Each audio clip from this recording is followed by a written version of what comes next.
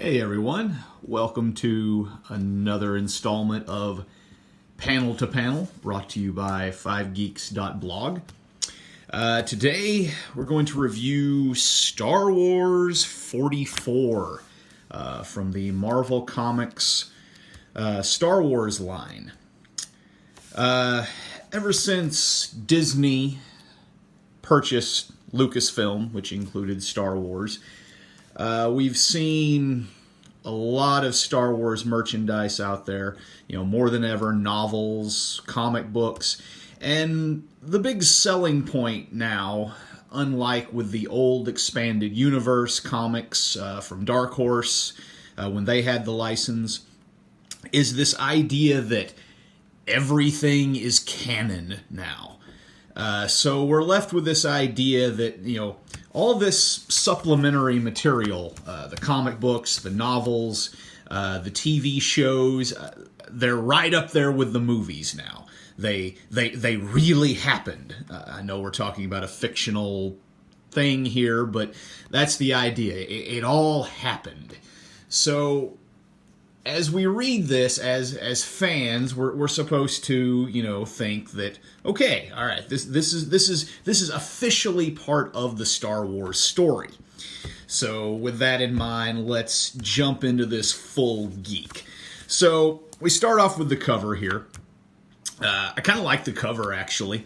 It sort of has a kind of recruitment poster feel to it, like come join the rebellion. You see Princess Leia and some other random rebels kind of looking off into the distance as the ships fly in the background. Very very propaganda, very recruitment poster like, and I kind of like that.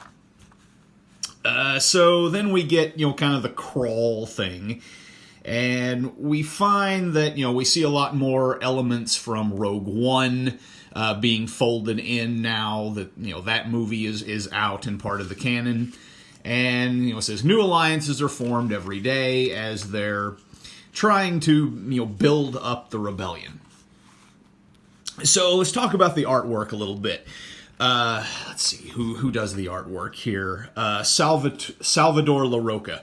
I really like this guy's stuff. I mean, he, at times he sort of takes the photorealism aspect a little too far. I think there's probably some tracing involved. If you look at certain issues, certain panels, you can actually pinpoint the exact screenshot from the Star Wars films that was used for that particular panel. But in this one, everybody looks like the character. Han Solo looks like Harrison Ford. Princess Leia looks like Carrie Fisher. Luke Skywalker looks like Mark Hamill, and so on. And it looks really good. I mean, overall, I really like the artwork. I feel like it belongs in Star Wars. It feels like it's part of the story.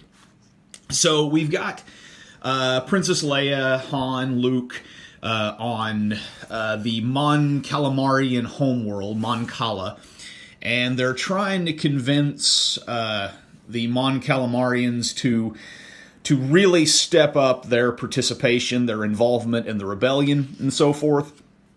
Of course, they've already got some key players involved, like we've got Admiral Ackbar here. Rest in peace, Admiral Ackbar.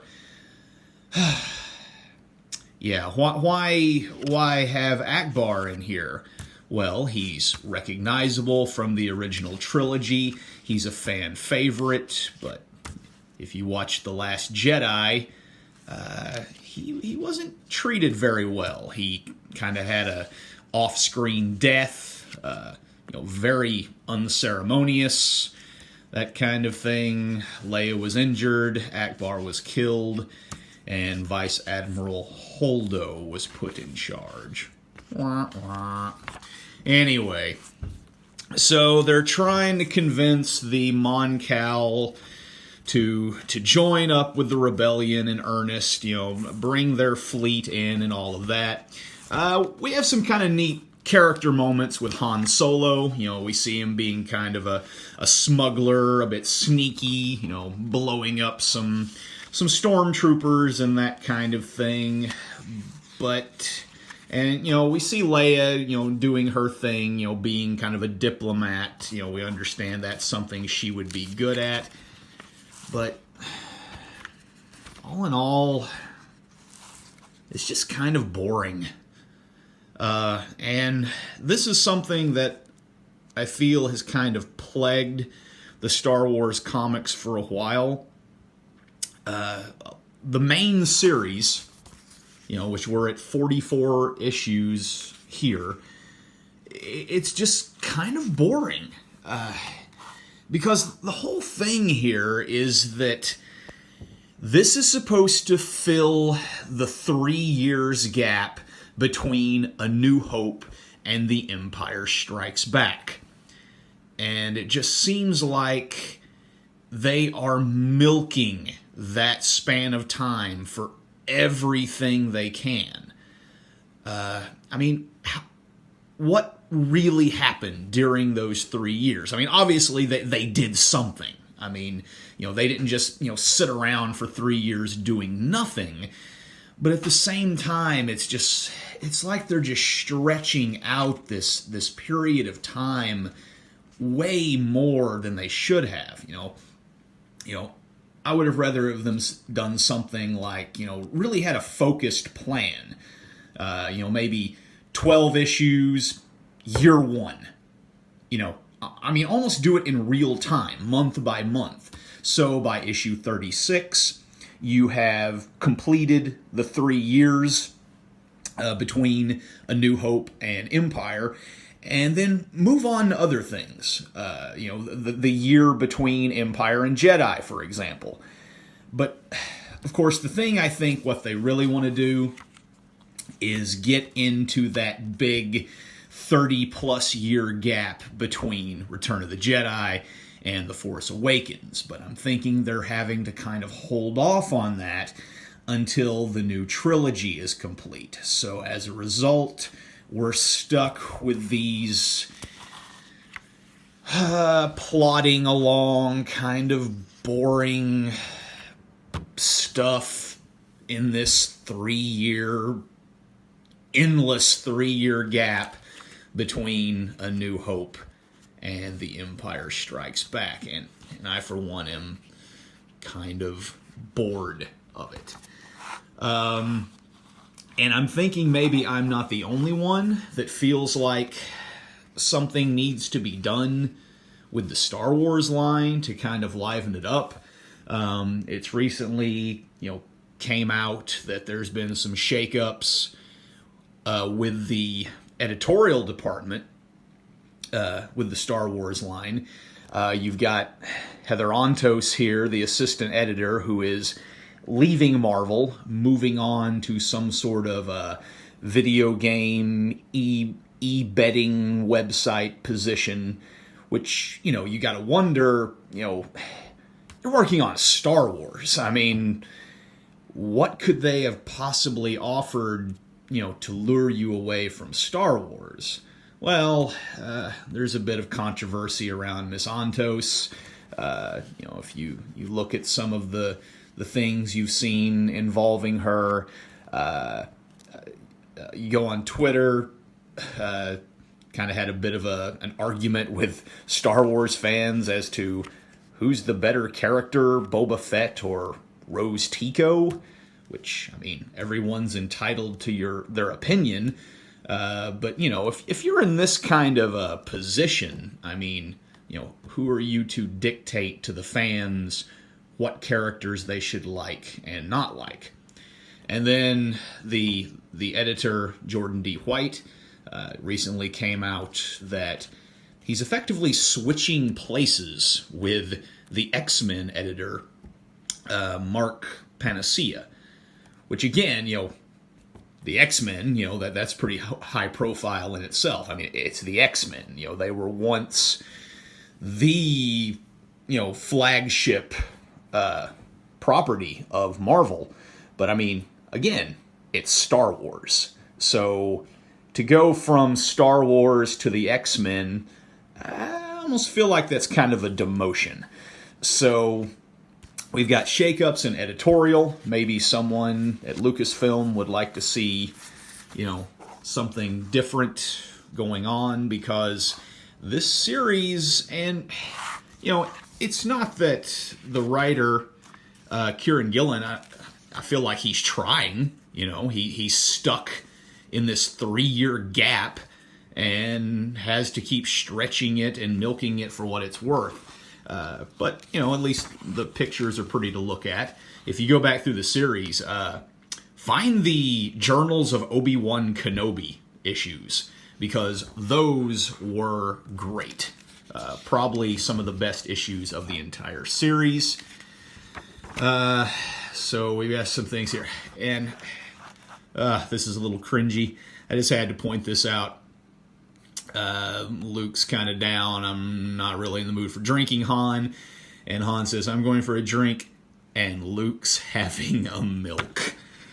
I get, Han's older. He thinks of Luke as a kid. But, is this going to be the legacy of Luke Skywalker? That he's always going to be associated with milk jokes?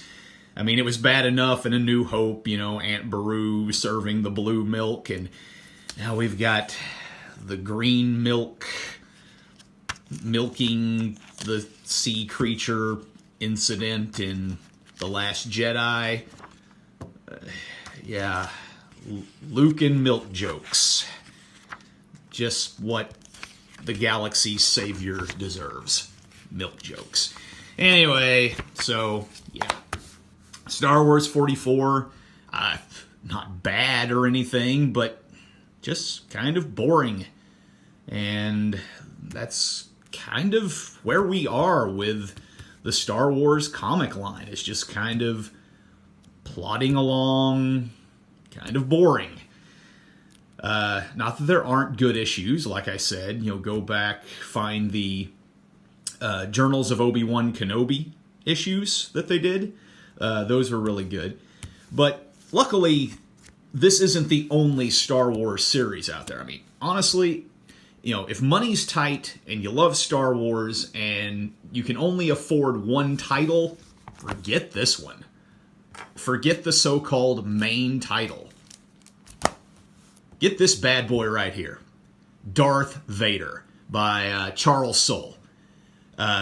Chronicling Darth Vader's rise to power, literally where Episode 3, Revenge of the Sith, leaves off. So, unlike this endless 3 years, we've got 19 years, almost 2 decades worth of Darth Vader that, you can play around with here leading up to Rogue One, A New Hope. So, for me, my recommendation is, if money's tight, budget's a thing, you love Star Wars, and you can only afford one title, make this that title. Darth Vader. Great series. I enjoyed a lot. This one, maybe the new editor, we'll see a new direction. Maybe they'll finally get us out of this 3-year period of time and move on to something else, because it's just not that interesting. So that's all I have to say about this issue of Star Wars for this installment of Panel to Panel. Please comment, likes. We always like likes. Check out all our other content on 5geeks.blog, podcasts, our YouTube channel. We'd love to hear from you guys. Thanks.